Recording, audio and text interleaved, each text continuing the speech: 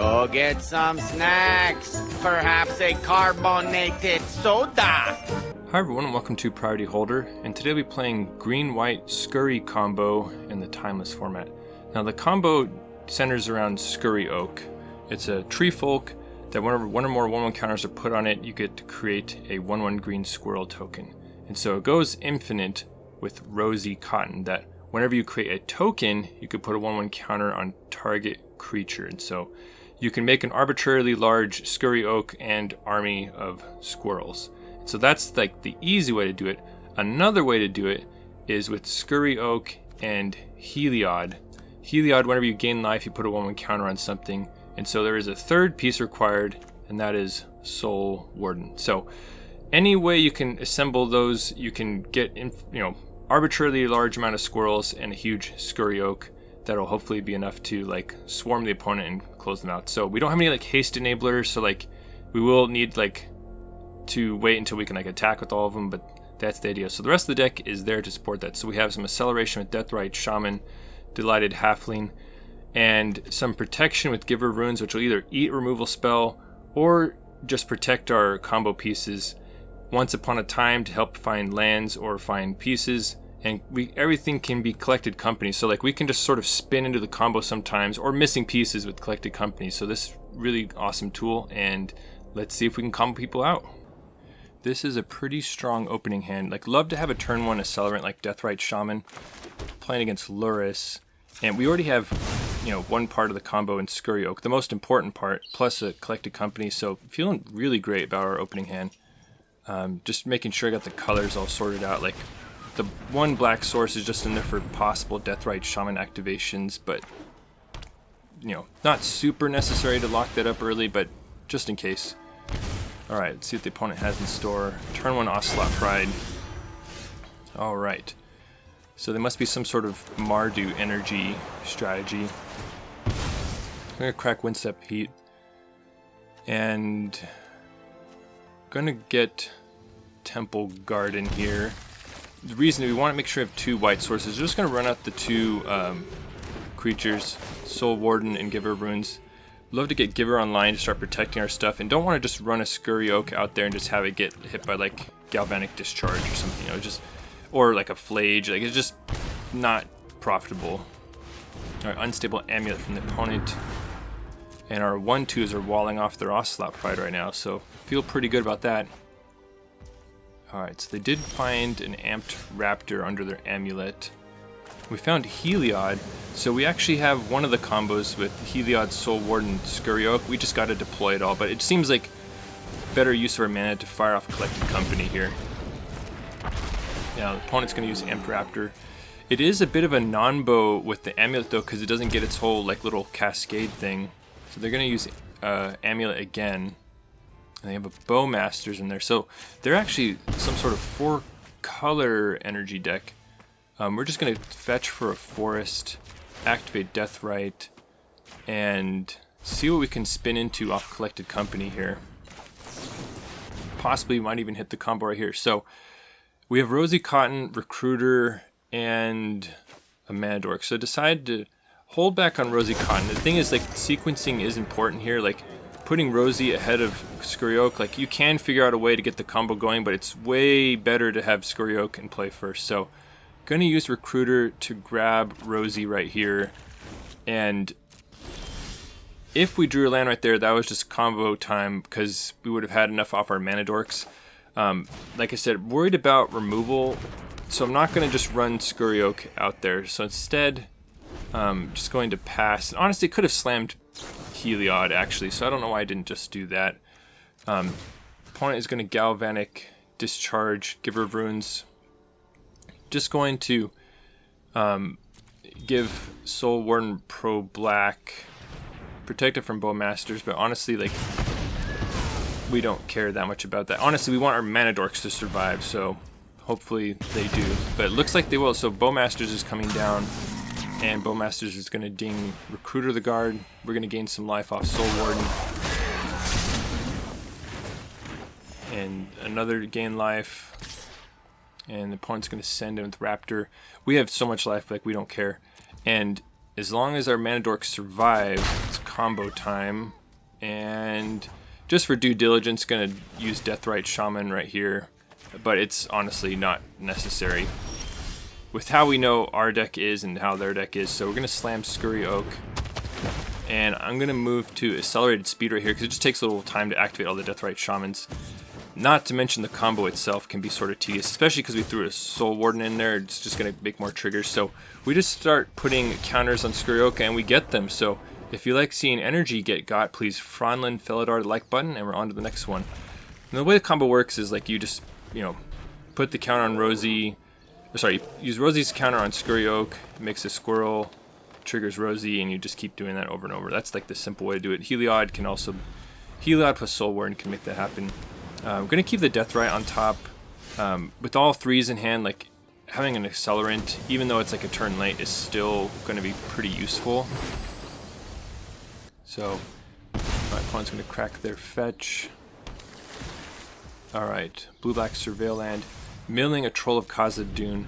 So that tells us right away what kind of deck we're facing, and yep, here comes Grief.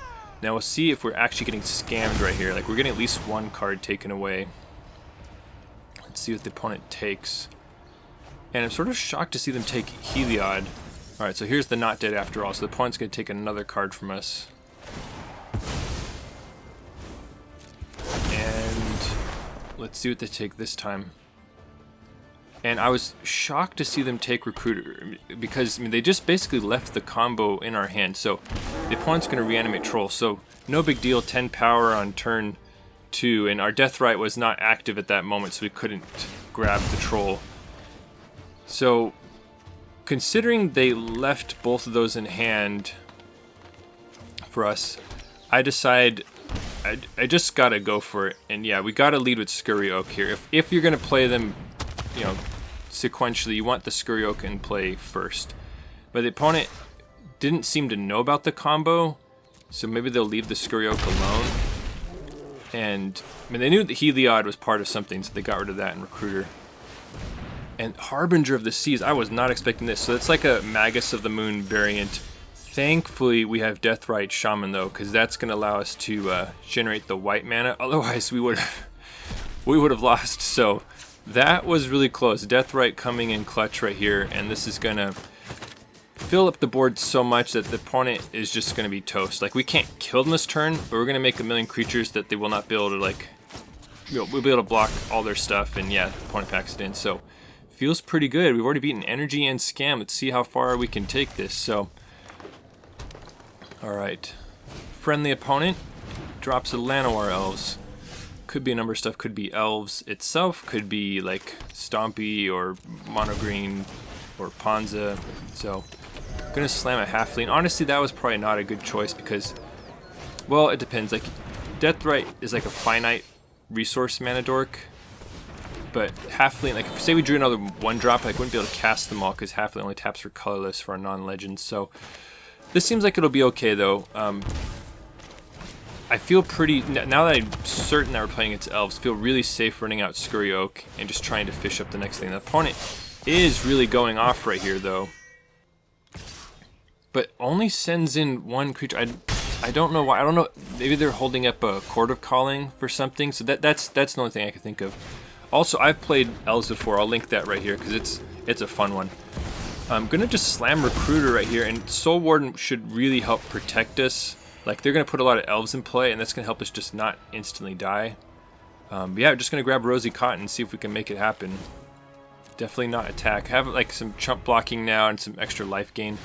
And then I'm shocked to see Voracious Hydra. I haven't seen this since like draft, and I'm like, oh no, like that's it. But they end up fighting the Soul Warden instead of the Scurry Oak, and so you know, people can't keep up with every single combo. But I guess I thought Scurry Rosie was more well known because we're running into opponents left and right who just don't even know about it. So, but yeah, we have Scurry Oak in play, and we're about to slam Rosie again. And once again, like, I'm accelerating through this loop. Like, it just takes forever, but we're gonna make, you know, a million tokens. They're not gonna be able to get through them all, and yeah, the opponent just packs it in. So, feeling pretty dang good about this combo. Like, it's not unbeatable, but we're doing great things with it. Alright, red-white land on the other side. Gonna slam a halfling right here just to get that acceleration. Though there is something to be said about getting Giver of Runes like unsummoning sick. So, alright, red-white land. The opponent plays Impetuous Lootmonger, which is one of the heist cards. So they're gonna pitch a Fury and steal something from our deck. Hopefully it's not something useful since we're such a combo deck, and hopefully they don't assemble the combo before us. Decide just to slam Heliod here. It's, you know, it can possibly combo with Rosie. Alright, Fable comes down. The opponent's crashing. We're already at 13. We've had a very painful start thus far. And we definitely need some time to like get the combo online. Holding on to the Rosies because they're just not super useful right now. I guess we could have made a 2/3 to hold off their creatures potentially, but that might just eat a removal spell. So yeah, I don't know, maybe making the 2/3 is better now that I think about it, because the opponent's going to send in and like we really don't want to block anything because we need the mana so desperately. Opponent has Guide of Souls. That's really bad for us. Going to crack and grab a Surveil land, try and make something happen. Recruiter, I mean, that can possibly do it for us. We don't have enough mana to go Recruiter, Soul Warden, Rosie, and like go for it right here. I guess we still need Scurry Oak. So we're gonna play Recruiter and grab Scurry Oak. Now the thing is, we are so close to going off. Like it's provided our mana dork survive. Like we have the 6 mana. The opponent stole a Collected Company from us. So this is the card they cast off Lootmonger, and the opponent just bricks on it. So like, I mean, this is step 1 to us winning the game, is them bricking on a Collected Company. They obviously have hits for it, but they're not completely built around it like we are. So Lootmonger comes in again. Alright, they're gonna get to potentially steal something else from us. Hopefully, once again, it's not useful. But the dangerous thing for us is the energy count ticking up. And so, I'm like, the thing is, we're like, and they grab a Giver of Runes from us, which is not like bad in and of itself. It is bad that they like found a creature to get them that 3rd energy, though, because that's gonna allow them to cruise up above our like chump blocking. So they're gonna give something flying right here with Guide of Souls, and they're gonna choose Guide of Souls itself. So that's really bad because it's just gonna make us take unnecessary damage. Though to be fair, if they're heisting something from our deck, chances are they're gonna hit a creature. So I think I get a little too fancy right here. Like anyway, I'm activating Heliod right here on Deathrite Shaman to gain 1.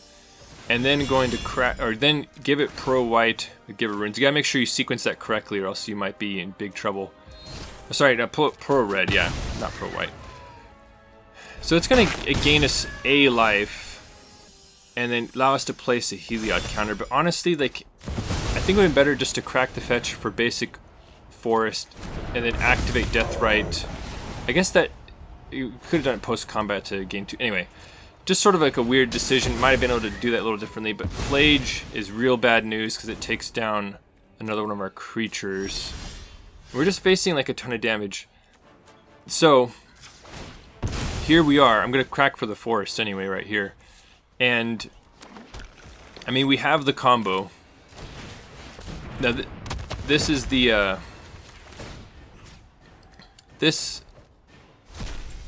so it's tricky. So we know they have at least 3 flying damage. They have 1 energy, and they have a bunch of treasures and stuff. And like they can definitely make something off or Reflections of Kiki Jiki. So like we know already they can get up to 2 energy. So I do a huge time jump here because I wanted to make plenty for chump blocking and then cracking back for the kill. But the opponent just rips an amulet, which is going to get him enough energy to jump something, and then we're dead. So that one was tough. Like, honestly, if it weren't for like that early damage we took, we could have won that game. So Just goes to show how close the margins were. And honestly, like, maybe fetching a basic forest early on would have, like, completely changed the sort of outlook of that game. So, but we're on to the next one. And opponent's going to crack their fetch. Let's see what happens. Black-white land. And Grief coming into play. Seeing a lot more black-white Grief running around. Usually you see it like black-red or black-blue.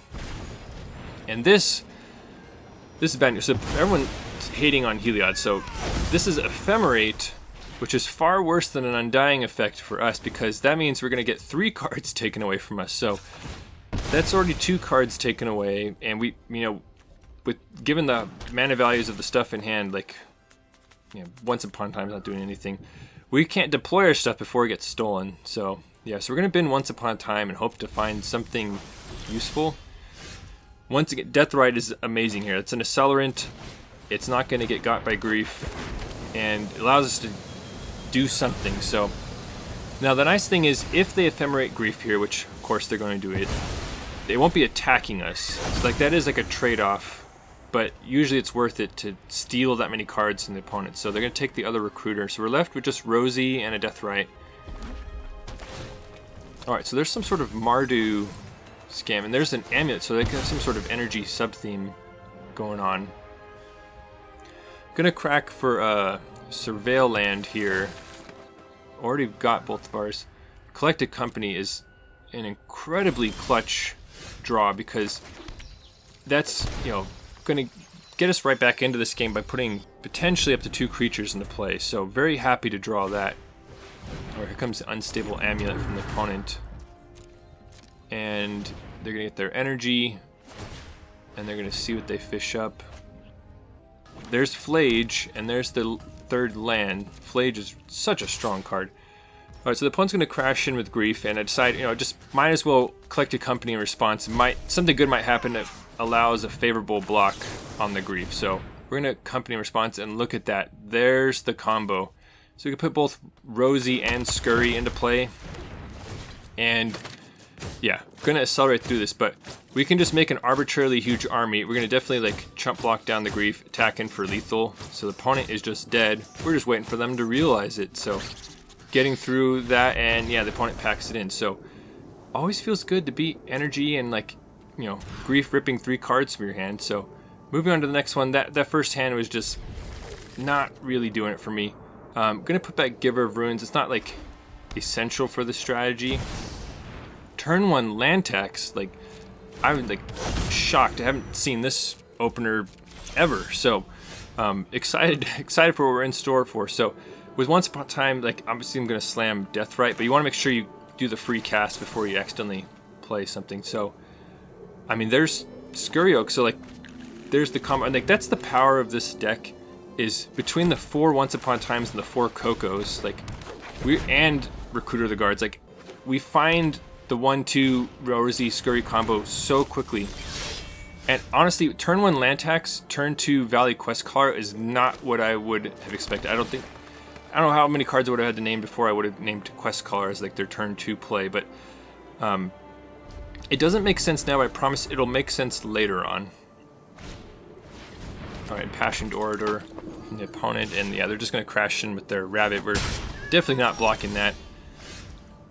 And the opponent has like a real like wild card deck going on. Like, I'm sort of uncertain what's going on. Like, they seem to care about gaining life with the Orator. They have some, maybe tribal theme going on. They have land tax. Now I just blazed through it because I wanted to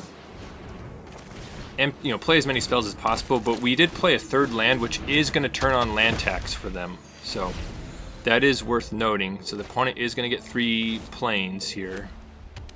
And they're going to play 1. And Idyllic Tutor.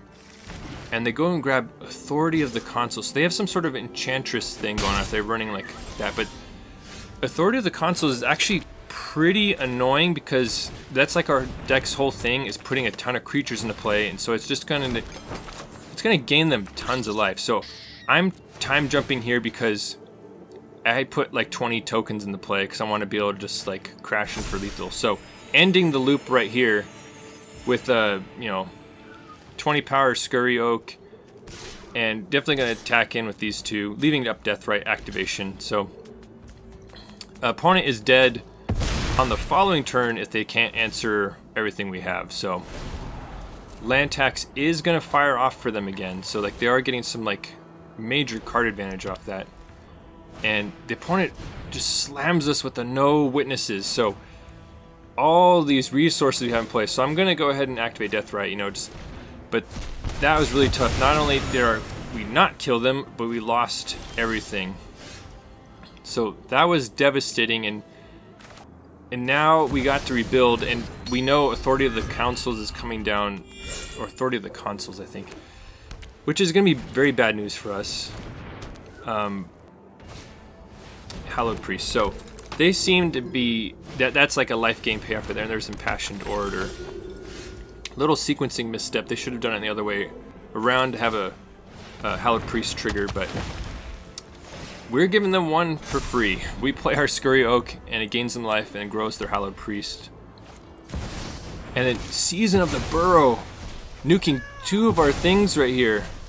Oh my goodness, and now it makes sense why they had the Rabbit Lord, because they can make a bunch of rabbits off Season of the Burrow. And so, just getting like massacred here, like, get all of our stuff rafted away, and then like Season of the Burrow just tearing us to shreds. So they finally went ahead of us on land, so we can safely play lands and not trigger land tax. But I mean, anytime we add something to the board, we're just growing the Hallowed Priest and unable to block.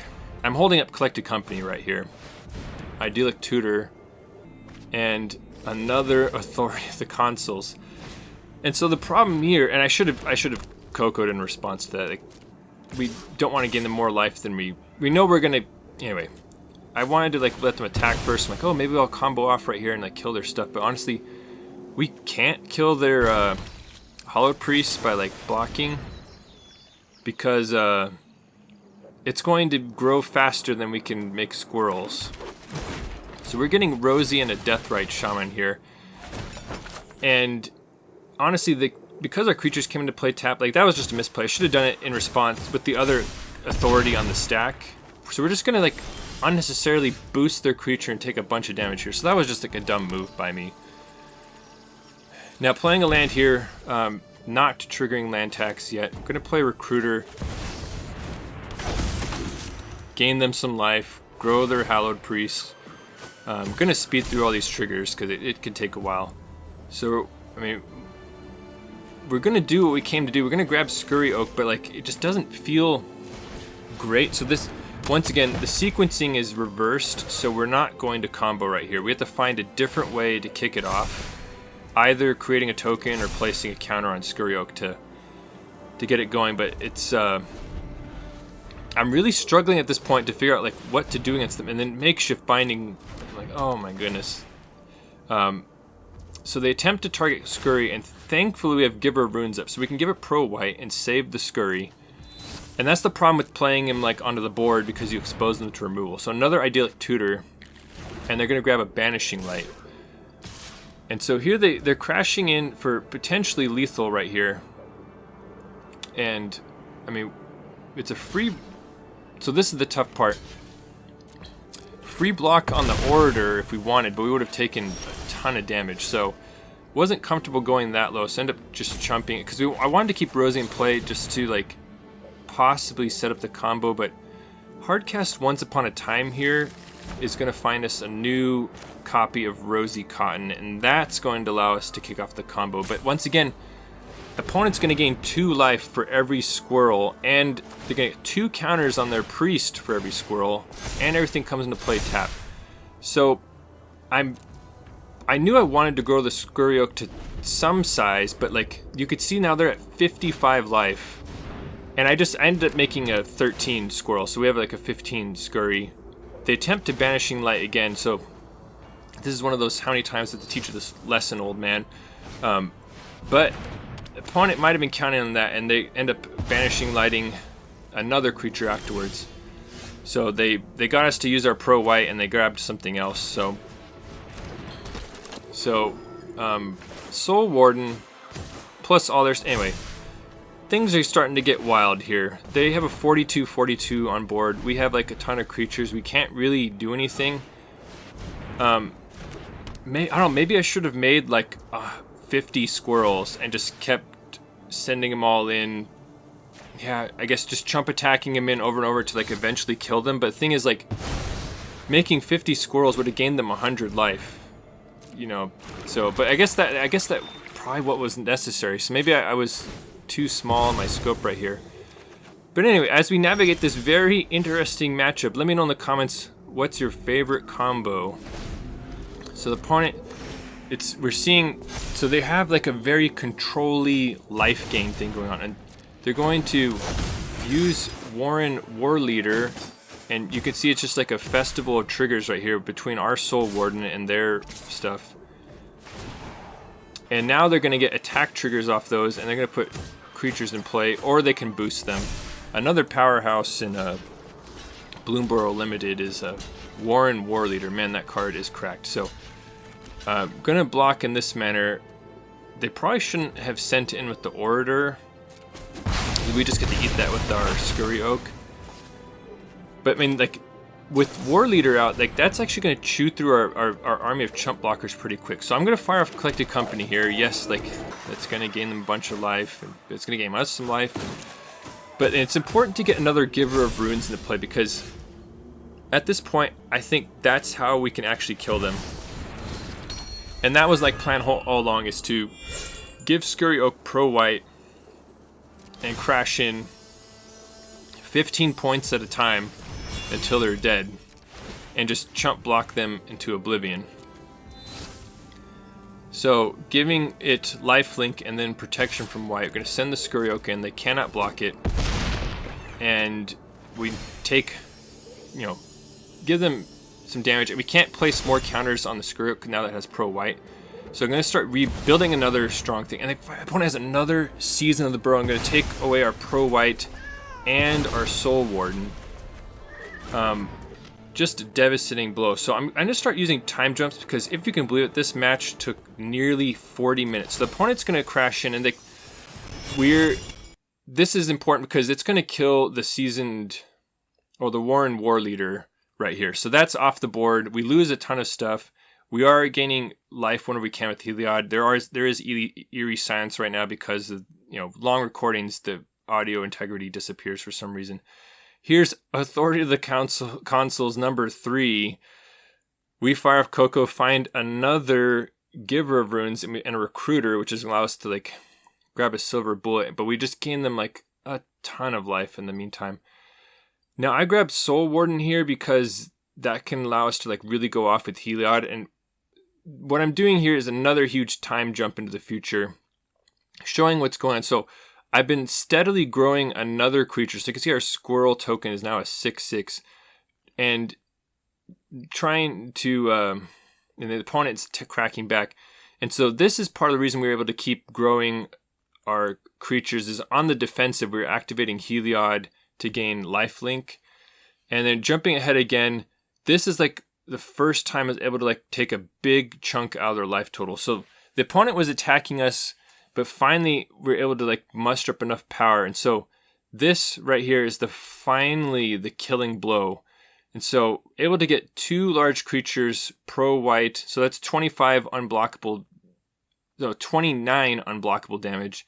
And then sending in with a bunch of other creatures to get past all their blockers, while still holding back. Anyway, still holding back a couple just in case something goes horrible wrong. But I think we finally get there in this really awesome match. So what a battle that was. Well, that was super fun. I really liked this deck, and honestly it seemed super powerful. Like, we did benefit sometimes from the opponent not knowing like the Scurry Rosie combo, but there are other times like we got our hand completely shredded, or the opponent was fighting us tooth and nail, and we still able to just rip off the combo and like kill them. So I think there is something to this. Like, I don't think it's as potent as something like Show and Tell, but there's other upsides that this has. So I really like this deck, and you can see in the sideboard there are ways to make it so you can kill them on the same turn as the combo. So probably the best one is Goblin Bombardment. It allows you to send all the squirrel tokens to their face and kill them. Impact Tremor is another way to do it, but you have to have it in play ahead of time. I think Bombardment is just better.